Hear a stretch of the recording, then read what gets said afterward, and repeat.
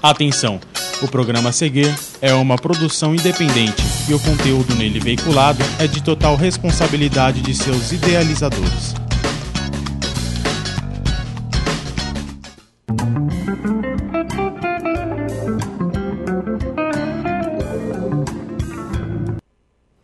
Boa noite, internautas. Mais uma vez aqui na TNI Brasil com o programa Hora Marcada com Roberto Ferrari, hoje com o Wagner Jardim. Mas antes de começar esse programa, eu gostaria de fazer um agradecimento pessoal para o CIP Oxigênio e pelo projeto Face a Face, do qual hoje eu fui nomeado patrono do projeto, fato que me honrou muito. Então eu agradeço a Marta Del Bello, a Fundação Oxigênio, o CIP Oxigênio, e a todos vocês internautas por estarem me prestigiando com a sua audiência. Boa noite, Wagner. Boa noite, Roberto. Tudo bem? Tudo bem? E felicidades por ser o patrono dessa... Muito obrigado. ONG, tá? Muito eu obrigado. Eu fico feliz que você seja o patrono dessa... Agora, faça jus, hein? Pode deixar. Ô, Wagner, vamos começar esse programa falando um pouco sobre a sua formação, sobre a sua vida profissional, para os internautas poderem te conhecer um pouco. Ok, sem problema nenhum. Bom, falar de mim não é fácil você falar de você mesmo. Assim, sou um rapaz que não nasci em berço esplêndido, né? Nasci no interior, vamos dizer assim, fui registrado no interior, tá? Então venho aí de uma família que avós pedreiros, pai é operário, tá? De roça, minha mãe também na época com pouco estudo, meu pai também, né? E nessa labuta do dia a dia. Muitos amigos meus não chegaram onde eu cheguei, tá? Mas eu consegui, trabalhando, ralando, né? Cheguei onde cheguei, fiz faculdade de administração de empresas, então essa parte administrativa eu conheço bem, trabalhei também. Aprendi muito na época de exército, ali me formei homem dentro do exército, né? Aí me formei em administração, ciências contábeis, depois estudei um pouco de artes plásticas, aí fui fazer mais tarde um pouco, eu acabei namorando como todo mundo, casando, lógico, né? Fiz os meus filhinhos, tranquilamente. E aí a gente foi indo, depois eu estudei fora do país, trabalhei, tive fora do país em alguns países, tipo Japão, dei uma passeada, estudei um pouco, me formei novamente, fiz curso de pós em psicopedagogia, pedagogia, e outras matérias. E hoje eu trabalho com essa área montei algumas ONGs por esse Brasil afora, sempre trabalhando desde 1974 com educação, né? Escrevo sobre educação, sobre dificuldade de aprendizagem. Eu acredito que ainda seja um dos poucos professores de ensino fundamental e médio especialista em dificuldade de aprendizagem no ensino fundamental, que inclusive é o meu livro que está sendo vendido desde 2001, se eu não te falo a memória. Levei alguns anos para escrever, porque a pesquisa é grande. Lógico. Lancei-o em Porto Seguro, na Bahia. Nossa, extenso esse. Né? E onde a gente trata de todas as dificuldades de aprendizagem. Eu digo que ele é um manual de identificação e intervenção nas dificuldades de aprendizagem. Olha, Deixa eu só completar, já que você perguntou da formação. Aí eu fiz planejamento educacional, tá? Fiz pós-graduação, depois fiz pós-graduação em ciência da educação, pós e mestrado em ciência da educação pela Lusófona. Tá? Lusófona. Estudei também pedagogia pela Universo do Rio de Janeiro, tá? E licionei também, e liciono para pós-graduação, para mestrado, faço palestras, workshops sobre essa matéria, e depois também eu entrei para a área um pouco de medicina, que é a parte de fitoterapia, tá? Fitoterapia. Então no Brasil eu sou fitoterapeuta. A gente trata das pessoas e dos seus negócios através das nossas plantas que o painho deixou aí pra gente trabalhar. Inclusive, nesse assunto das plantas, não é à toa que na Amazônia todos os laboratórios estrangeiros querem tomar conta, porque a cura de várias doenças se encontra lá. Sempre foi, né? Só que a indústria farmacêutica celeiro, separa. Né? A indústria farmacêutica, 99% dos remédios vem das plantas. Agora, por falar em Amazônia, Vamos puxar um assunto bem atual agora, antes de continuar. O que você achou do novo Código de Desmatamento aí? Vai desmatar mesmo. Vai desmatar. E nós não conhecemos a nossa... Na realidade, nós não temos um conhecimento total do que tem nas nossas florestas. Uma pequena parte é que foi descoberta e é utilizada. Muitas coisas não foram. E com esse desmatamento, nós estamos perdendo muito. Esse desmatamento... na minha opinião, esse desmatamento é obra da bancada ruralista, porque privilegia os fazendeiros, que querem criar gado, que querem desmatar para plantar, é privilégio da fazenda. Eu digo para você que não é uma obra de ruralista só, é uma obra de gananciosos. Já tem e continuam tirando de quem não tem. Inclusive tirando e matando o seu próprio povo, porque da forma que estão sendo fazendo, rios vão acabar, como o Francisco está indo, agora com a transposição que o Lula fez, vai ajudar a acabar, se não derem jeito, não reflorestarem as margens, não fizerem uma série de coisas, o Chiquinho vai morrer, como vai morrer pela Belmonte, no Belo Monte. Inclusive hoje... que você vê o tanto que está acontecendo lá, é índio morrendo, é um monte de gente. Inclusive hoje, Wagner, hoje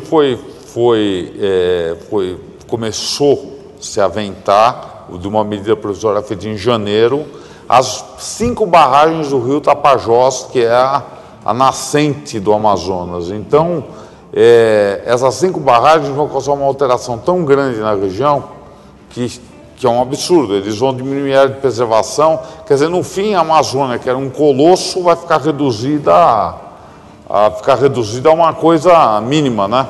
Como a nossa Mata Atlântica, que era 90% do nosso território, e hoje não chega, se eu não estiver errado, a 10, 15, 20% no máximo. Né? Mas isso é a ganância do homem. Não precisa se desmatar tanto, na minha opinião, para se criar gado, para se criar cabra. Não, eu não vejo dessa forma. Tá? Dá para se fazer os dois processos, tá, de fomento juntos. Tranquilamente dá para fazer. O meu avô que não tinha o primário completo, fazia isso. Então, e não desmatava. Para você ver como que falta um pouco de, vamos dizer, prioridade ou mesmo um pouco de razão nas coisas. Por que aqui no país não se acaba com essa indústria da seca? Por que a gente não pega e não faz que nem outros países do mundo, que nem Israel, Dubai, que eram no meio do deserto e tem planta, tem fruta, tem um montão de coisa. Aqui podia fazer o mesmo, podia criar gado nessa região toda. Mas não, é melhor ficar na ignorância. Porque na ignorância prevalece... Quem tem o poder. O coronelismo. Quem tem o poder ali prevalece. Eu penso da seguinte forma, não é necessário tirar de ninguém para se ganhar dinheiro. Você precisa ter competência e não usar de safadeza, tá? De imoralidade e ilegalidade para ganhar dinheiro e estar bem na vida. O grande coisa é que nós entramos num processo de consumismo desnecessário. Tá? Então o cara tem um computador, ele quer ter 2. E amanhã o computador dá 6 meses, ele quer ter outro e outro. De algum lugar essa matéria-prima tem que sair. De algum lugar tem que sair, tá? Porque a gente só transforma. Né? Então, onde está isso? Tá? Infelizmente, ainda estão muitas coisas disso embaixo do nosso verde. Dá para se fazer as duas coisas? Dá. Em muito lugar do mundo, você tem algumas coisas. Agora, no terceiro mundo é assim, né, meu? O cara tem uma floresta em cima, ele faz um buraco embaixo. Ele entra, às vezes cai na cabeça dele, né? As minas vão caindo e etc. Por quê? Porque o cara só quer saber de dinheiro, ele não quer saber de segurança, ele não quer saber de se aquilo vai prejudicar alguém. Não é problema dele, né? Eu ia tocar até no nome, mas infelizmente essa pessoa já morreu. E como ele dizia, né? Que se dane as baleias, eu não vou estar aí para ver se elas vão continuar vivas. Tá? E a mesma coisa está acontecendo. O cara ele sabe que ele tem uma perspectiva de vida de X anos e ele quer viver bem. Ele sabe que ele não é eterno, então quer que se dane. Se alguém perdeu, eu ganhei. Eu não vou estar aqui para ver a desgraça toda que vai acontecer daqui a 10, 20 anos. Exatamente. Certo? Com certeza. Ou 50, 100, sei lá. Quando tiver tudo árido, eu já vou ter ido embora. Quer dizer, meus filhos, meus netos e os que ficarem por aqui que vão pastar com a falta de água, com a falta de tudo. Você vê uma coisa, São Paulo. Vamos para São Paulo. São Paulo não tem mais água. Não tem. Região de São Paulo e Grande São Paulo não tem mais água, amigo. Nós estamos trazendo água de Minas, lá de Varginha, da represa lá de cima, que é o sistema Cantareira, e transformando o cocô em água, que é da Bínix e dos outros aí, tá? Falar nisso, também fiz um curso de preservação dentro de Bínix, dos mananciais de água aqui. Falar um pouco disso, tá? aí. Inclusive fiz pela Unisa aqui em São Paulo, tá? Para cuidar, inclusive, da água de São Paulo. Mas também não se cuida da nossa água, não se trata disso, não se cuida do desperdício da água nossa. Não é porque eu não cuido e não gasto, tá? Eu gasto muito pouca água, tá? Reduzi o custo de água na minha casa, de R$150 para R$60. Isso não é porque eu sou bonzinho, é porque sei que vai me fazer falta, pode me fazer falta mais. Água. Tá? Água.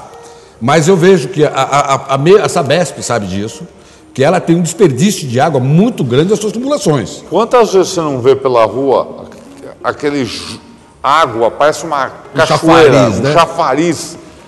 Lindo, maravilhoso. Só que a quantidade de litros de água que são perdidas ali naquele instante... Só que você paga. A população está pagando por isso. Você paga. O desperdício está sendo pago por nós. O problema, eu não vejo tanto o problema do pagar. O pagar é um problema, mas eu vejo tanto o desperdício da água em si, porque a água ela vai embora. Você concorda comigo que se você não tem desperdício, o seu valor não tem necessidade de ser aumentado, porque você não vai ter que tratar tanto. É lógico. Tá? Porque aquilo está reservado e vai atender mais gente. E a gente sabe que para pegar 1 litro de água do Tietê, isso não sou eu que falo, são os ecologistas, tá? Os ecochatos, que precisa para limpar, para deixar 1 litro de água sujo, transformar ele numa água bebível, são mais de 10 litros de água e fora um monte de produto químico. A água de São Paulo é uma água boa para se beber, mas ela tem tanto quanto quantidade de produto químico lá para deixar ela potável e bebível, acho que até quanto um cigarro. Exatamente. E eu não vejo, e nós temos rios, um Tietê lindo, maravilhoso, que eu nadei nele, eu pesquei nele na época de 60, 70. Pescou nele? Que interessante. Tá? Um dos meus avós mora, né, porque agora, coitadinho, já partiu dessa, não está mais com a gente, mas morava aqui na freguesia, tá? Na freguesia do Ó. Na freguesia do Ó. A casa dele, perto ali no Moinho Velho, a casa dele fazia fundo com o riacho, cara. Então ele saía com o barquinho dele lá e caía no Tietê, cara. Então e o que você vê hoje? É uma tristeza. Bom, essa parte da educação do povo, depois nós vamos conversar disso. Porque é um absurdo, internautas, o povo não tem educação. Ele, não por culpa dele às vezes, por falta do governo instruir, ensinar o básico do básico. Como é que a gente quer ter uma cidade ou um país evoluído se a gente não tem educação básica para a população? Mas aí eu digo que às vezes, como você falou, não é culpa do povo. Mas em parte, hoje eu digo que é culpa do povo sim. Se fosse em 1960, 1970, diria que não, porque não tinha internet, não tinha televisão, era raro as pessoas que tinham televisão, o rádio era poucos que tinham, a informação para sair de São Paulo e chegar no interior do estado de São Paulo, o presidente Prudente levava 30 dias do jornal, né? E a cidade lia um jornal só, tá? Então se vivia como se podia, e era muito melhor cuidado, tá?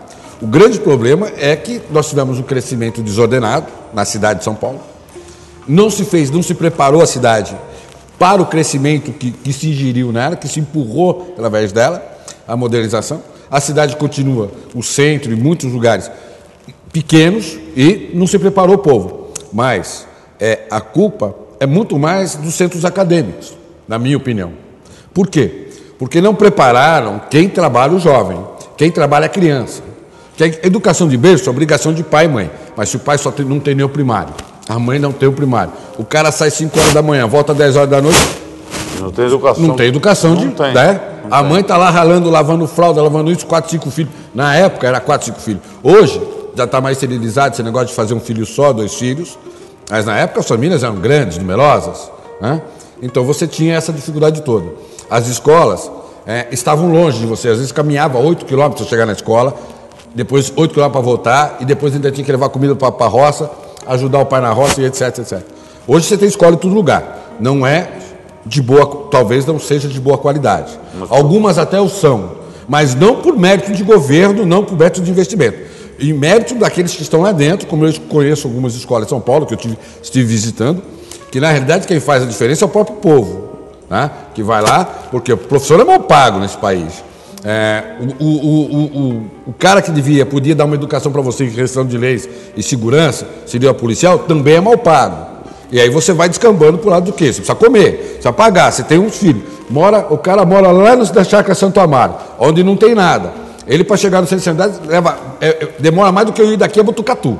Eu vou em 3 horas até Botucatu, ele leva 3 horas para chegar no centro de São Paulo. Levanta às 4 da manhã, vai já mal alimentado, vai para a escola que hora? Quando eu estudava, eu entrava às 7 horas da manhã e saía meio-dia. Aí passei a estudar tarde, entrava 1 hora da tarde, saía às 5h30. Aí fui fazer o colégio à noite, porque eu precisava trabalhar. Eu entrava às 7 horas da noite e saía 11h15 da noite. Hoje você entra na escola às 7h30, 7h15, 7h30 e sai 10h30. Já mudou. Já mudou, né? E tem uma tal de aprovação automática que um carinha fez aí, sabe, que agora diz que também deve ser pré-candidato a alguma coisa, né? Que eu não vou falar o nome, porque senão vou ter que dar direito de resposta para esse cara. Tá certo. O cara é um playboyzinho, abastadinho, que tem grana para pagar livro para vender e diz que melhorou a educação de São Paulo. Mas todos me desculpe, vocês paulistas, apertem esses caras. Porque, todas as competições que tem de escolares, não vou falar o nome da televisão, mas todo mundo sabe onde é, naquele narigudo, só ganha os caras lá de cima. Só ganha os caras de lá. Você vê o cara lá do Tocantins, o cara de Goiás, o cara do Piauí, não sei onde. O cara com uma condição financeira, econômica e de moradia bem pior que em qualquer lugar de São Paulo. Mas o cara rala, cara, sabe? Ele não tem papai para pagar. Rala mesmo. Ele rala. Se ele quiser alguma coisa, tem que ralar. Ele não tem papai para pagar. Não é a escola do papai pagou. Lá o cara, 90% da escola é pública, de má qualidade, mas o cara sai comendo o livro. Porque é a única chance que ele tem. E, inclusive, falando desse assunto da educação, eu vi no teu currículo, você fez vários projetos também de inclusão social. Eu queria que você falasse sobre os mais interessantes. Olha, que você julga. Eu julgo, o maior projeto de inclusão social é você ter a criança para dentro da escola e realmente aproveitar o potencial. Eu não digo potencial porque eu não gosto dessa palavra, mas eu infelizmente falei potencial. Você aproveitar o que ela tem de melhor. O melhor inclusão que você tem é você pegar um garoto que não entende nada de matemática, tá? Mas ele é bom em história. Então você transformá-lo em seu assessor dentro da sala de aula, que era o que eu fazia. Ele era bom de história, então ele ia ensinar os outros colegas de história. O que era bom de matemática, ensinar os que não eram tão bons de matemática. Por quê? Porque esse moleque é esperto. Ele faz rápido, depois apurria os outros. Então ele, para não ficar apurriando, eu punha ele para ser meu assessor. Eu valorizava o garoto, certo? E eles aprendiam. Tanto que chegou a época, eu lecionando no Nordeste, que eu tinha 40 alunos, mas a minha sala sempre tinha 50, 60, 70, até nego trepado na janela. Mas não é porque eu era só um bom professor. Eu nunca me considerei um bom professor. Eu aproveitava o que os garotos tinham de melhor. E eu não era professor deles. Eu era um cara chato, rígido. Você pode ir lá pelo Nordeste, que quem me conhece sabe que eu sou chato. Eu sou implicante e eu aperto, né? Até espanar. Mas se você pegar um dos meus alunos e diz, com esse eu aprendi. Agora, fala um ponto que eu acho que a tua visão está certa. Essa questão de aproveitar o melhor de cada pessoa para ela poder se valorizar e ajudando os outros. Exatamente. Que é o que está faltando um pouco nesse país aqui, as pessoas quererem ajudar as outras pessoas. E a outra coisa que a gente fez isso, esse foi um dos projetos que eu levei para dentro da escola. E eu, numa certa época, eu fui expulso da escola, como professor. Porque me deram umas classes de colégio, e aonde o pessoal do primeiro, segundo, terceiro ano, nem escrever direito sabia. Agora, eu sou professor de física. Na época eu dava aula nos 3 anos, primeiro, segundo, terceiro. Introdução a direito, introdução à administração, física, química, etc. Nossa. Agora, como é que eu vou ensinar um cara no primeiro, segundo, terceiro ano que não sabe ler, escrever direito, não sabe interpretar? Difícil. Eu ranquei as carteiras da escola, da classe, comprei 4 autoramas. Apaguei as luzes, botei dentro da sala, 3 dias depois a diretora me expulsou da escola, que eu estava lá para brincar. Mas, o autorama eu ensinava tangência, cotangência, velocidade, ponto A, ponto I, parar. O que falta na escola de hoje é invenção, é criatividade. Asmo, cara, ficar 4 horas, cara, de madeira. Põe o governador lá para sentar não e ficar lá aguentar 4 horas. Ele não vai aguentar. Não vai. E quer que o moleque aguente das 7 ao meio-dia, cara. Não. E uma coisa que eu vou até fazer minhas suas palavras. Criatividade nesse país. Ou seja, as pessoas que têm criatividade também aqui, elas não são valorizadas. Aqui é tudo feito de forma metódica. Aqui não se deixa a pessoa explorar o potencial dela. Eu acho que nós devíamos incentivar a criatividade das crianças, incentivar e deixar elas trabalharem naquilo que elas têm de melhor. Não, agora você veja bem, no química para esse pessoal do colégio, eu ensinei com o trenzinho, ligando que era eletricidade, de onde vinha, de onde ia, não sei o que, quando começou, que ano foi. Juntei com futebol, juntei com história, juntei com história romana, com história grega. Cara, isso chama-se multidisciplinaridade. Eles vinham adorar a aula. Ninguém queria sair da minha aula, então a gente queria tomar café, a gente ia ficar batendo à meia-noite. Tinha pai que sabia que os filhos ficavam comigo, batendo papo na pracinha, e a gente bateu falando sobre escola, cara. Um moleque de 14 anos que está com testosterona explodindo, 15, 16 anos, conversando sobre escola, aprendendo. Eu não trouxe, não deu tempo, mas eu cheguei no Nordeste, nesse país, a ensinar dentro das lojas de conveniência, das lanchonetes do Nordeste, porque eu não tinha sala de aula. Como eu fui expulso, te disse, eu fui ensinar para gente de rua, sentado, enquanto eu pagava o lanche que ele não tinha que comer. Eu dava o lanche para eles, nós dávamos o lanche, alguns professores, eram uns 10 ou 12, e a gente dava o lanche, a molecada de rua que estava largado lá, levava para essa lanchonete. O dono sabia, no começo ele ficou invocado, depois ele percebeu, pegávamos um canto da lanchonete dele, sentava tudo para cada um, uma água, tá? E ali a gente ensinava os caras a ler e escrever. Agora, eu não faço isso. É que nem o cara que está aqui, lá fora, ele vai lá limpar chão para comer. Mas aqui não, aqui ninguém pode ver que ele está numa vassoura. Cara, eu não tenho esse problema não. Se eu tiver que varrer esse chão daqui de onde eu estou aqui porque eu derrubei alguma coisa, eu vou limpar. Lógico. Se eu uso, eu limpo, eu enxugo e eu guardo. Eu faço isso na minha casa. Não é porque eu tenho secretária, ou porque minha mãe tem secretária, para cuidar de algumas coisas que eu não faço. Porque eu não estou desvalorizando a mim. Ao contrário, eu estou valorizando a minha secretária, que o serviço dela é importante. Porque se ela não fizer, ela não tiver essa valorização, quem sou eu? Que adianta os meus canudos se eu não trabalhar, se eu não fazer por merecer? Canudo não dá enobrece ninguém, não. Não enobrece. Nós mesmo. Inclusive, nós temos que valorizar sempre qualquer função de qualquer pessoa, desde a rua até o cara que dá aula na faculdade.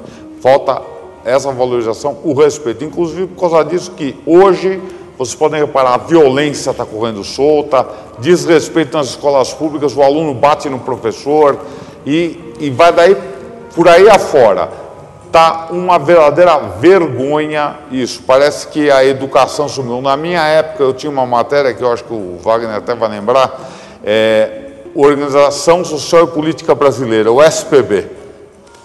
Essa matéria era importantíssima, não era, Wagner? Porque ela ensinava fora moral e cívica também. Hoje não existe mais isso, ninguém sabe cantar mais o hino nacional. Mas para que moral se o cara dentro de casa manda a mãe com aquele gesto do dedinho? A molecada hoje manda nos pais porque o pai não pode dar uma bronca. Aí o cara vem com o tal de eca meleca, que o cara mata, faz o que bem entende e tem que ser tratado a ponto de ló. E o cidadão não pode fazer nada. Ele não pode educar. E na própria Bíblia, sei lá onde, em vários livros está lá, que é de pequeno que se torce o pepino, meu filho. Ou você ensina ou você ensina. Agora, na correria de hoje, na ganância de hoje, que tempo? O cara tem que escolher. Ou ele deixa o filho dele à vontade ir na rua e seja lá o que Deus quiser, porque ele precisa ganhar 600 contos, cara. Mas o cara vai uma vez, 2 vezes, não sei aonde, numa reunião, em alguns lugares aí, que eu estou meio proibido de falar, mas a gente sabe onde que é, no centro da cidade, ali, não sei o quê. O cara vai uma vez por mês e agora aumentaram o salário do cardinal para 16 mil. E o cara, velho... Agora, te falar a colocação, a sua opinião sobre esse fato. O salário mínimo é R$600. Você sabe quanto que é o salário ajuda para presidiário, para filho de presidiário? Olha, para o presidiário não vai nada, mas a família dele recebe mais de 900 pau. Você acha justo? Eu trabalho por R$3 e ele ganhar 900 sem fazer nada? Então eu vou matar um monte de gente, cara. Os cidadão do tribunal, vocês que fazem lei lá no Congresso, aperta o cinto, cara, não dá mais para aguentar. Não dá. Tem que melhorar. As leis têm que ser... Nós temos leis demais, para com lei. Vamos ajustar as penalidades. Vamos pôr... O cara, moleque, matou 10, com 16 anos já roubou a mãe, já fez tudo que ele quis em casa, botou as barbaridades dentro de casa. Aí ele sai para fazer na rua. Tá? Aí uma mãe, veja só como é o cúmulo do absurdo, o que eu vou falar. Eu sei que vou ser massificado, mas eu não estou nem aí. Pode crucificar à vontade, que depois eu vou virar eterno. Não tem problema, já sou eterno. Né? Então, veja bem, o cara vai lá, rala, ele larga filho dele 2 horas, dá de comer, tarará, não, com o salário que ele ganha, com diária de R$60, uma mãe que foi largada pelo marido, lá, o cara se mandou, largou a mulher com 3, 4 filhos, ela trabalha por R$60 por dia, mais uma condução de R$10, R$70. Quando ela tem trabalho, né? Com quem que ela vai deixar esse moleque para trabalhar 8 horas? Deixa na rua. Não tem creche suficiente para ninguém. Não tem pré-escola. Tá? Agora é o seguinte, eu passei ali naquele negócio lá, tá mais de não sei quantos bilhões de grana que os caras já tomaram. Cadê, senhores? Cadê? Então, eu vou tomar esse ponto, deixar para o próximo bloco a gente continuar essa conversa com Wagner Jardim.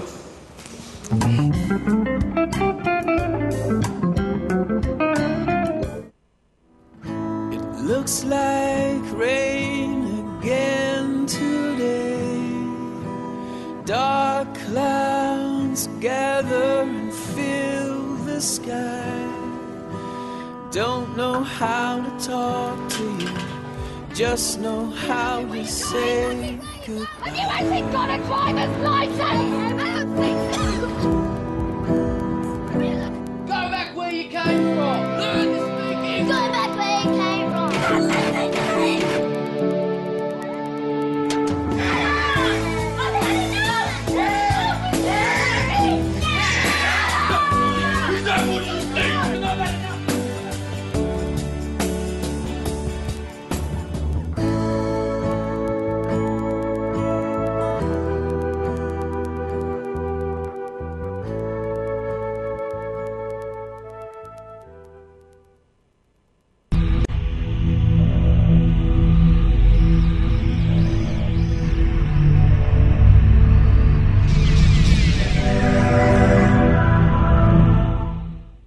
Amazon Place. Charme e riqueza em um pedacinho do paraíso. Você vai conhecer agora o empreendimento dos seus sonhos, com 25.500 quilômetros quadrados prontinhos para morar. A cada dia, mais de 8.600 áreas do tamanho do campo do Maracanã são desmatadas. São 43 árvores por segundo, 2.570 por minuto, 154.224 por hora, 3.700.000 árvores por dia. Um verdadeiro espetáculo. Um espaço gigantesco devidamente desmatado por especuladores brasileiros e internacionais. A fauna exótica e rara também vem sendo cuidadosamente exterminada. Venha, traga sua plantação de soja, traga o gado, traga quem quiser. Você conta com o incentivo do governo que abre os bolsos para a destruição amazônica. Decididamente um negócio imperdível. Amazon Place. Um pedaço do paraíso destruído para você. Não deixe que essa paródia se torne realidade. Filie-se ao Greenpeace e ajude a proteger o que resta da Amazônia.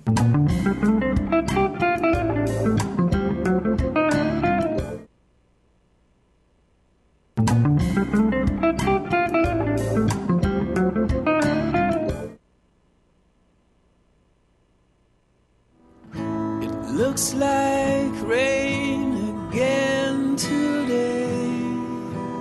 Dark clouds gather and fill the sky. don't know how to talk to you, just know how to say goodbye. Have you actually got a driver's license? I don't think so. Go back where you came from. Learn to speak English. Go back where you came from.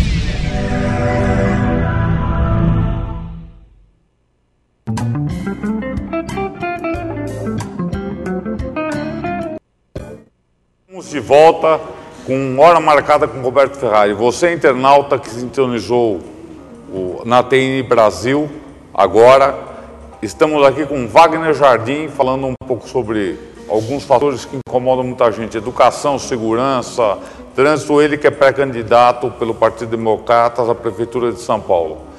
Wagner, retomando aquele assunto, manda bala. Eu queria te perguntar o que você acha das nossas leis em relação ao rigor delas. Olha, eu sou o seguinte: leis nós temos demais. Precisamos fazer com que elas funcionem. Tá? E outra coisa que precisa se ver com maior tranquilidade é aumentar essa penalidade. E fazendo investimento também nisso.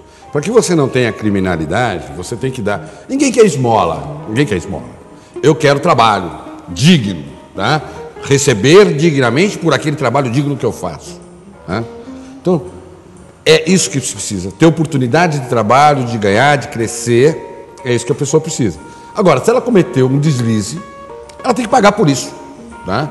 E dependendo do tipo de crime, tem que ter penas severas. E sou a favor do seguinte... eu vou citar uma coisa aqui que todo mundo sabe que agora já estão adiando o mensalão, mensalinho e etc, né?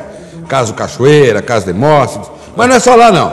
Aqui em São Paulo a gente tem casos de ex-governador, ex-prefeito, com 17 processos, com um monte de coisa, ex-ministro com um monte de processo, e estão todos aí candidatos. Então, cadê a ficha limpa realmente que ia funcionar? Então é o seguinte, tem processo, está andando processo, é suspeito, não pode ser candidato. Concordo. Tá? Ponto. Já foi, tá lá, tá correto. Meu, fica fora. Você já provou que é incompetente. Se o cara tem processo, já é incompetente. Tá? Se o processo... suspeita não está instaurado o processo, o cara pode ser. Porque aí suspeita, todo mundo é suspeito. Eu sou suspeito disso, sou suspeito daquilo, nós somos suspeitos de um monte de coisa. Agora, já está o processo está aberto, está caracterizado e tal. Tudo bem, tem um monte de recursos. Vamos diminuir esses recursos. Vamos trabalhar em cima do que a lei diz. Tá? Tal qual. Isso aqui é pedra? É pedra, velho. É martelo? Martelo nele. Cana. Agora, o cara tem uma grana, pegou minha grana, pegou dinheiro do meu imposto, tá lá com os bolsos cheios. O coitadinho que comprou os mané, tá na cana. Coitadinho, entre aspas, né? Porque o dinheiro que ele tem não é coitado e não existe coitado, né? Mas o outro tá lá, velho forgado, sentadão, dando risada, ainda fazendo cirurgia do estômago. Ótimo, beleza. E quantos que precisam para não morrer que estão na obesidade? Não tem, porque o cara garfou a grana. Não. Então, agora, nesse ponto, internautas, esse ponto, a minha opinião, eu acho que devia ter um rigor na lei para a pessoa ser candidata. Devia ter uma forma de se cercar a pessoa com amigos, familiares, a pessoa tal, para que ela tivesse um controle da evolução do patrimônio dela enquanto ela está candidata. Porque acontecem verdadeiros milagres aqui no Brasil. O cara é candidato a vereador, é eleito vereador uma cidadezinha do nada, e em 4 anos o cara está rico. E o que é mais interessante é que o governo, o tribunal, não observa isso. Ou seja, é visível para todo mundo, menos para eles. Concorda? Concordo, eu acho que fica para o governo até visível, porque ele sabe de onde sai o dinheiro e vai para onde vai. Ninguém faz nada. O problema é que nossa justiça não está amparada e as nossas polícias não têm a capacidade que eu gostaria que ela tivesse de investigar tudo. Então falta elemento humano, com capacidade, treinado, etc. Falta instrumentação, não há investimento nisso. Não há investimento na capacidade profissional de cada um, no movimento. Então, como eu vou sair, como eu vou pesquisar isso? Sabe, tem delegacia que não tem banheiro, velho. E isso eu estou falando de São Paulo. Imagina no interior. Você imagina aí no resto dos países. Agora, se o estado que mais tem grana, que diz que mais tem grana, que diz que tem 45%, que produz 45%, 50%, 60% do PIB nacional, tem uma região do Vale do Apiaí, na esculhambação que tá. Cara, para, gente. Tem coisa errada. Tem muita coisa errada. Agora, se você vai investigar, Roberto, você recebeu agora o patrono de uma ONG. Eu tenho eu montei ONGs, etc., associações em São Paulo e fora daqui. A gente faz o negócio, um serviço bonito. A gente faz um serviço necessário porque alguém deixou de fazer. E quem não deixou? Tinha necessidade de nós estarmos fazendo, porque a grana que entra daria para fazer. E eu vou falar por que daria para fazer. Se dá para aumentar o salário do ministro para 60 e poucos mil, por que não pode gastar 64 mil para fazer uma obra que vai atender 10 mil pessoas? Concordo plenamente. O cara tem um plano de saúde de 3 mil reais, rapaz, e o povo tem que pagar 800 para não ter nada. Cadê a lei que regulariza isso? É uma questão de sobrevivência, não é uma questão de você bonito, fazer minha barbinha, usar um Philly Shape, não. É questão de estar vivo e com qualidade de vida. Concordo. É essa a questão. Inclusive chegou aqui até uma pergunta para você, da Luísa Moreira. Um abraço para você, Luísa. A pergunta da Luísa: por ser um estudioso de educação, sem responder que depende do governo estadual e federal, quais são as propostas reais para melhorar a educação nas escolas públicas de São Paulo, desgastadas e que são hoje em dia escolas de bandidagem? Olha, primeiro que você tem que fazer na escola é equipar a escola, dar ferramenta de trabalho. Ao mesmo tempo, não dá para fazer uma ação só. Não adianta eu ir lá reformar a escola, pintar a escola, colocar computador. Eu tenho que fazer uma ação coordenada. Colocar o instrumento de trabalho para o professor, dar qualificação para ele, tá? E ele tem que querer, tá? Não é dar para ele de mão beijada, não. Eu nasci pobre, continuo pobre e trabalho. Eu corri atrás do meu sonho. O professor, ele vai ser ajudado, mas ele tem. Não é ficar esperando o governo. Não é porque ele é funcionário público e não pode ser mandado embora que ele está na cadeira cativa, tá? Ele tem que se fazer melhorar. Ele é bom? Então melhora. O governo tem que proporcionar, que é o governo, proporcionar condições para que ele não fique subjugado a esperar a esmola de uma bolsinha do governador. Então ele tem que ter salário, tá? Morar perto do trabalho, tá? Ter uma faculdade. Se eu ganhasse uma eleição hoje para prefeito, para governador e tal, eu montaria, com a grana que tem aí sobrando e com um monte de prédio largado na cidade, uma universidade para professores. Pôr lá o professor e capacitar esse pessoal. Não é só capacitar com conhecimento. Nós precisamos capacitar o cara com inteligência. Não é só dar para ele, fulano. Não é isso, não é livro.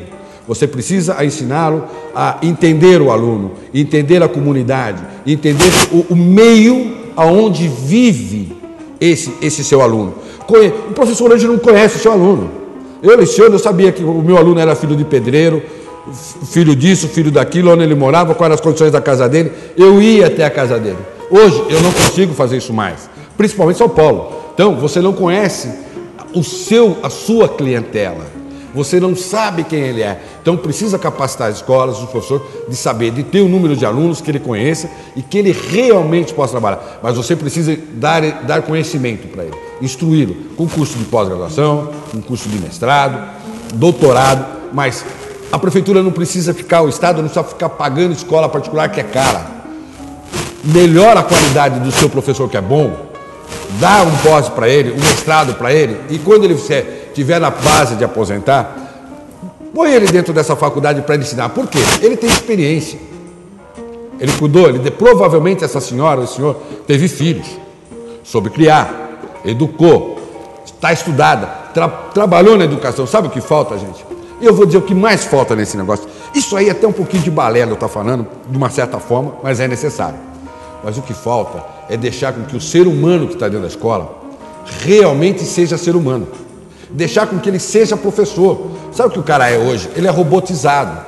Ele não pode isso, ele não pode aquilo, ele não pode falar mais grosso com o aluno, ele não pode ser amigo do aluno na hora que a aula acaba. Sabe? Ele tem que ser bonitinho. Ele tem que ser o engraçadinho que deixa lá. Não, qualquer choradeira vai. Porque senão o pai, o governo fala assim, não, senão o pai vai lá e chuta a porta, faz escândalo, dá barraco. Meu, na minha época o pai fazia dar barraco, eu também dava, velho. O cara meteu a faca no meu pescoço, não é por aí. E o que acontece em São Paulo é isso, tu estava numa escola, e o aluno com 14 anos enfiou uma faca, se eu não estou chegando, no gogó da professora. Sabe o que aconteceu para ele? A professora está até hoje tratando no psicólogo. E ele lá indo na escola como se nada tivesse acontecido.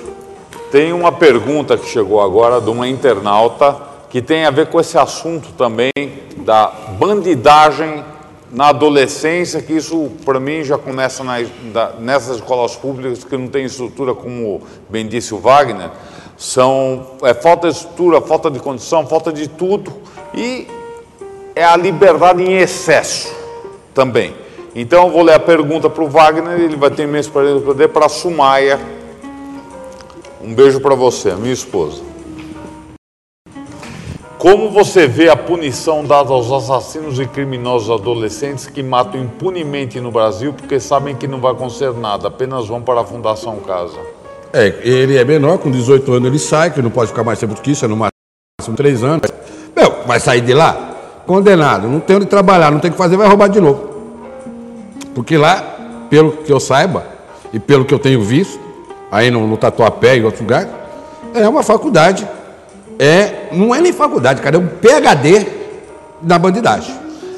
É PhD, os caras saem PhD. Cara. Eu só discuto com vocês na faculdade, o PhD no presídio. Não, é uma faculdade, ele começa um estágio na rua, depois ele vai fazer uma faculdade lá, e em 3 anos ele está expert.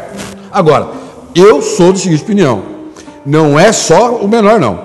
Eu sou a favor do seguinte, tenha 10 anos, quando já aconteceu na Inglaterra e em outros países, matou, sem motivo, pegaram pena perpétua. Nesse país aqui você sai com 18 anos. E tem um detalhe, hein? O que acontece? Nada. Aí o cara tá lá dentro da FEBEM, ele faz uma reunião, ele mata mais 3, 4 lá e sai com a mesma idade. Entendeu? E ele sabe que ele vai matar quantos ele quiser até completar. Faltando um dia para 18 anos, ele pode arrebentar. Que ele foi pego comendo lá, quando completou 18, ele foi preso no dia 20, ele completa 18 no dia 22, ele está fora. Então, aí você quer que uma sociedade seja o quê? Humana? Seja harmoniosa? Seja caridosa? Se eu tomo dos outros, eu ceifo a vida de alguém e a mim nada acontece. Então, eu acredito que a criança tem que ser sim.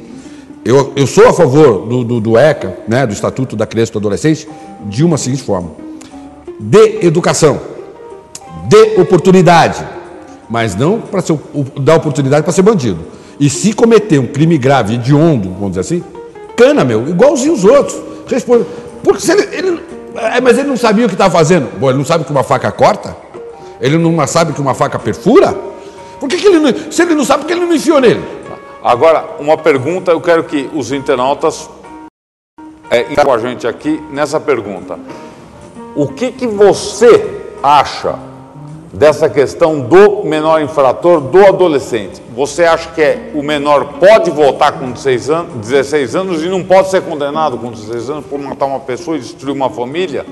Como é que você vê isso? O que vocês acham? Você acha que a maioridade tem que ser conferida assim que ele cometeu um crime, ele vira maior e julgado como maior? Ou vocês acham que desse jeito tá bom? Estou guardando aqui os e-mails de vocês.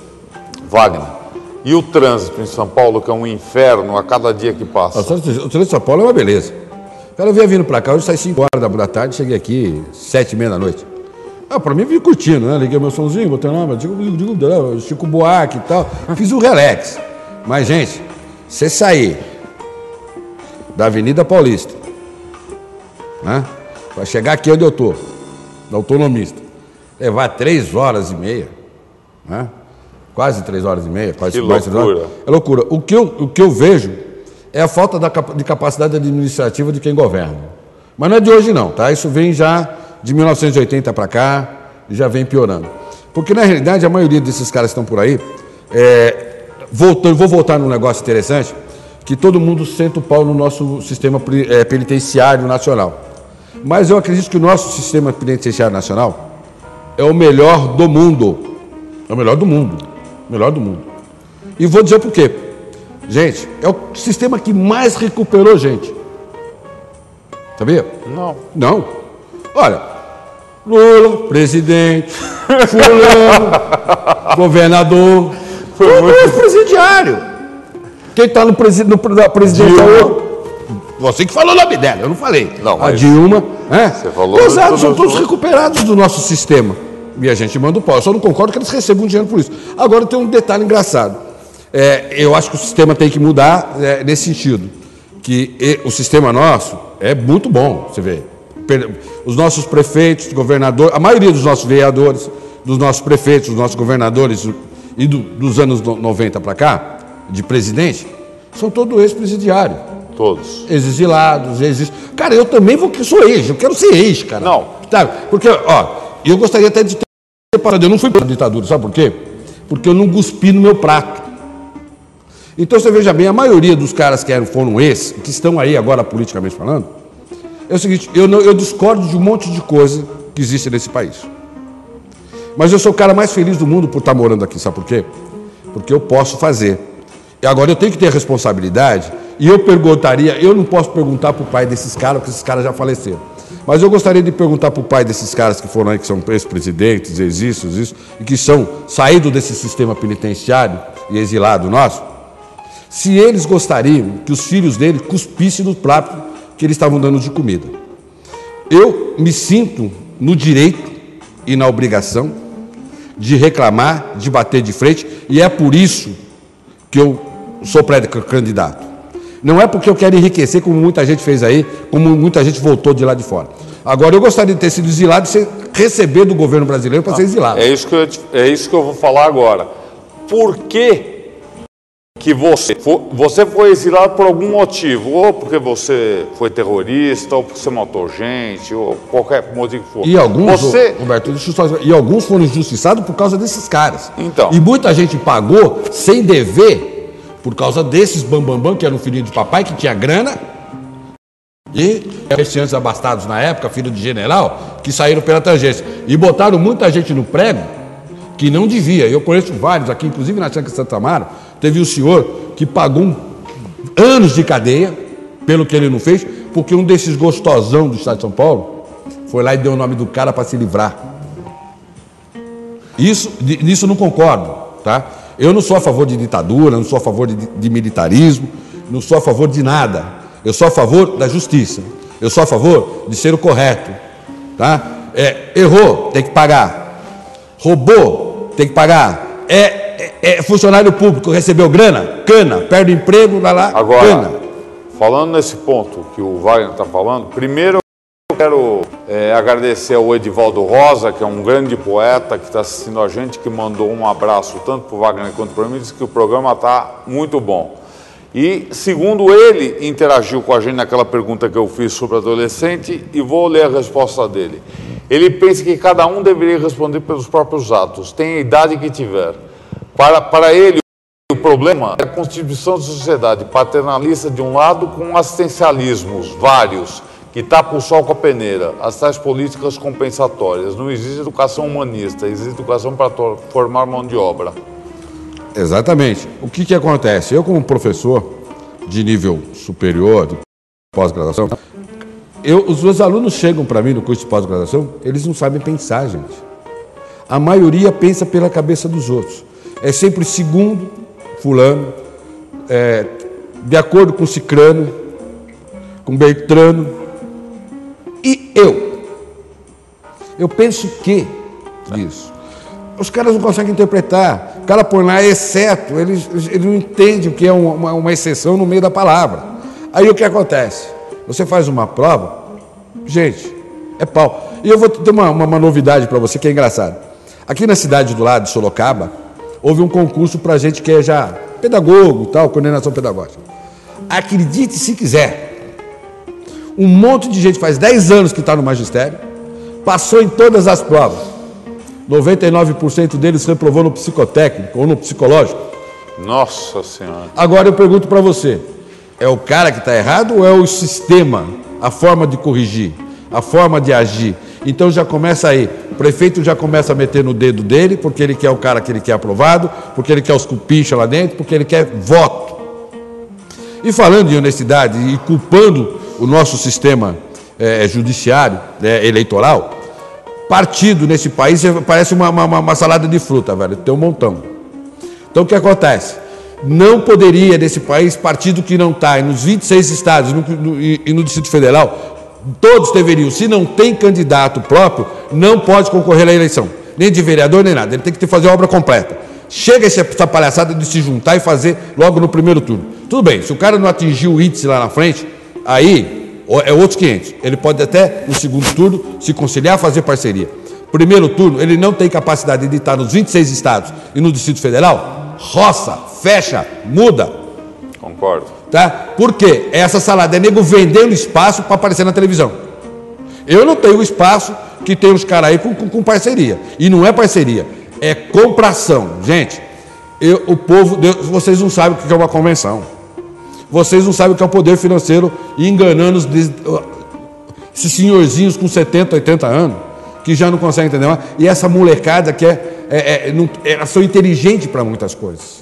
Mas politicamente ninguém quer falar nada. A turma se esquece que política, você já faz política, você já é político antes de nascer. Seu pai já fez para escolher a tua mãe teu pai. Depois fizeram uma pá de política para conseguir viver junto. Política social, comunitária, de cessão, de concessão, e aí você nasceu. Daí para frente, nego, você faz política todo dia.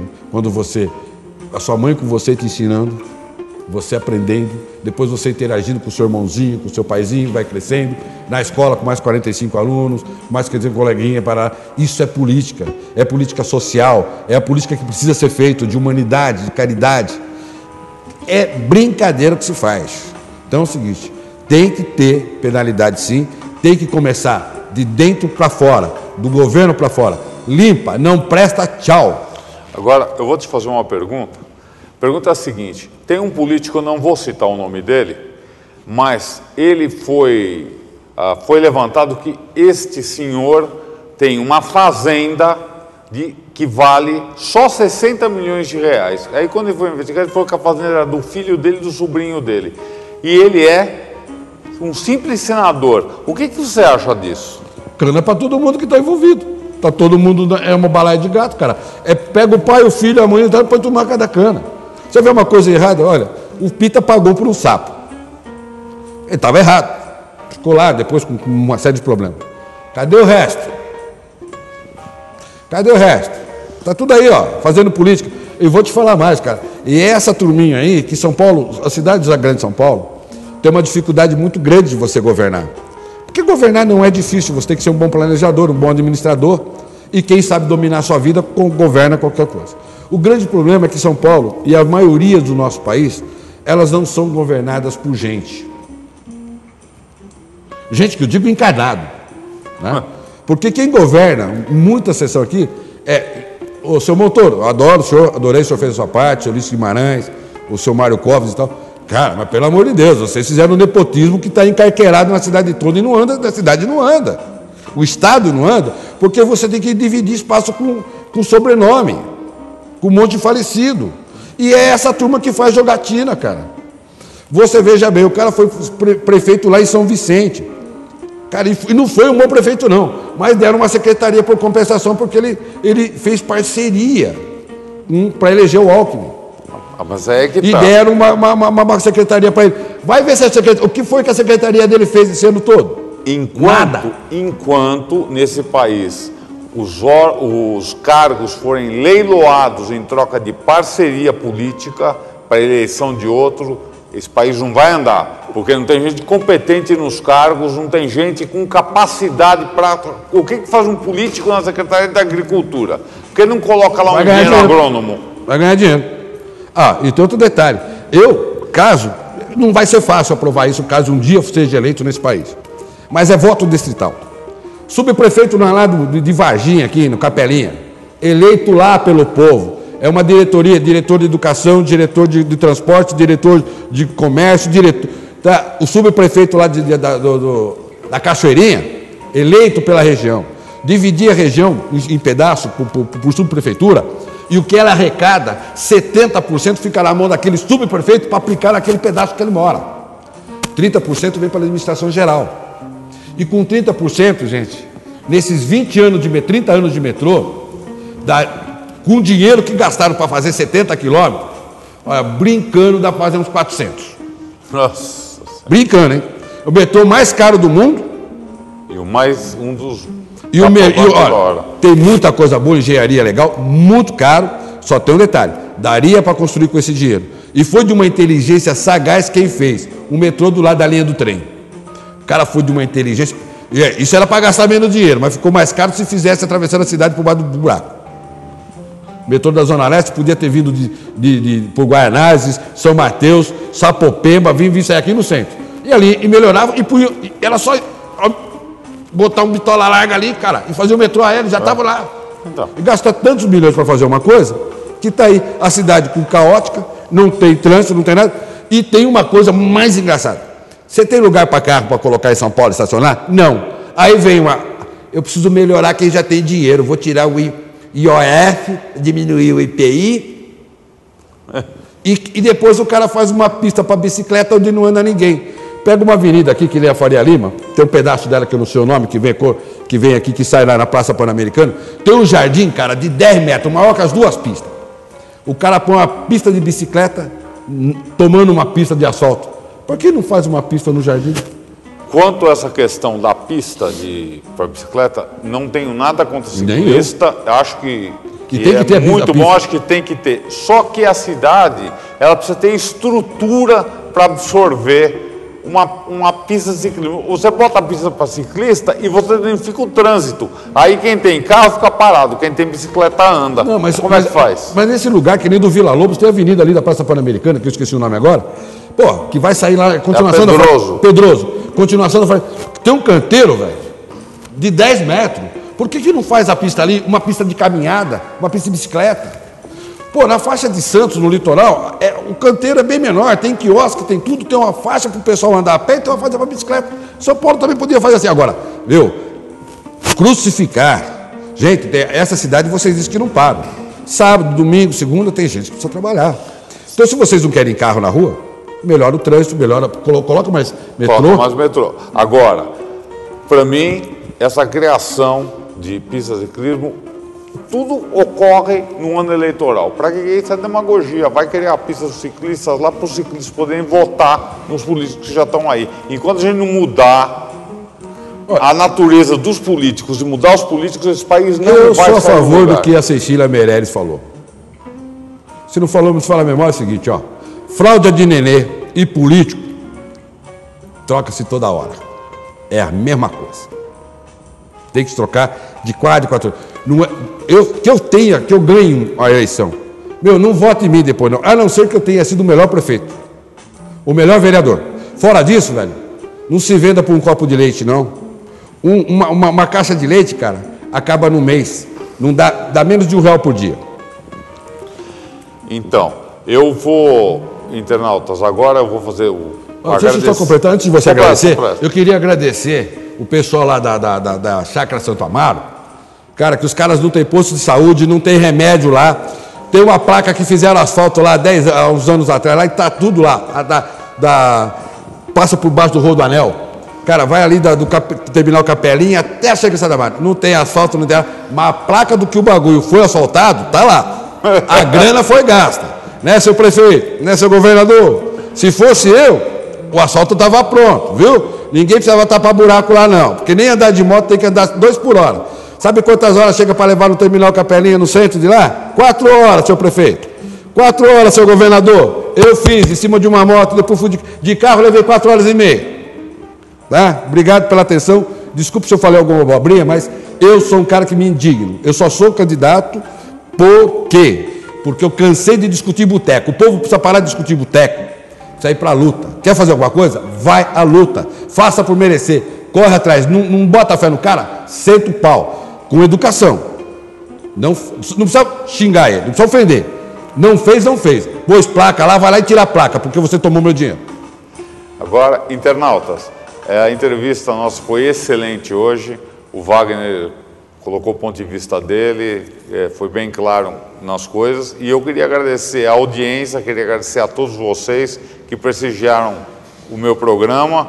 E eu aguardo vocês na sexta-feira que vem, no Hora Marcada com Roberto Ferrari. E trarei aqui uma pessoa muito especial que vai falar de um assunto um pouco diferente do de hoje, que é sobre esoterismo e outras coisas afins. Muito boa noite para vocês, boa noite, Wagner. Boa noite, Roberto. Boa noite, meu povo, você que me assistiu, você que me conheceu hoje, apesar de me conhecer pela internet. E eu vou cobrar esse cara, eu não quero estar aqui só hoje, não. Não só porque eu estou pré-candidato, estou me inscrevendo a um cargo eletivo. Eu quero que ele me chame aqui para a gente bater um papo sobre dificuldade de aprendizagem, sobre projetos que qualquer prefeitura pode aplicar, sobre sistema ecológico, sistema o lixo que não se faz nada em São Paulo, quase nada por ser a maior cidade de São Paulo. Falar sobre fitoterápico, sobre a parte espiritual de todo mundo, que é um trabalho que todo mundo precisa estar feliz na cidade de São Paulo. São Paulo entristeceu nos últimos 30 anos, gente. Você olha na rua, você não vê sorriso, você vê uma correria, uma cabeça baixa. Eu adorava São Paulo quando eu andava na rua e era bom dia, boa tarde, rindo, como é que vai? E hoje eu não consigo falar isso para o meu vizinho, o meu vizinho não tem tempo de estar comigo. Então, gente, essa cidade é a maior cidade da América Latina, mas ela precisa ser a maior cidade e a maior felicidade do seu povo. Enquanto os governos não trabalharem para a felicidade do seu povo, para dar o que ele precisa, nós vamos continuar falando, brigando, fazendo quebradeira, botando fogo no meio da rua. E não adianta dar porrada, não. Isso vai melhorar. Polícia não foi feito para bater, foi feito para dar segurança para quem é honesto e digno. E se eu eleito for, instalarei o sistema de honestidade de São Paulo valorizada. Honesto vai ser valorizado, bandido, cadeia. Boa noite, o Wagner está já convidado para uma próxima vez aqui. Obrigado. Boa noite, Wagner.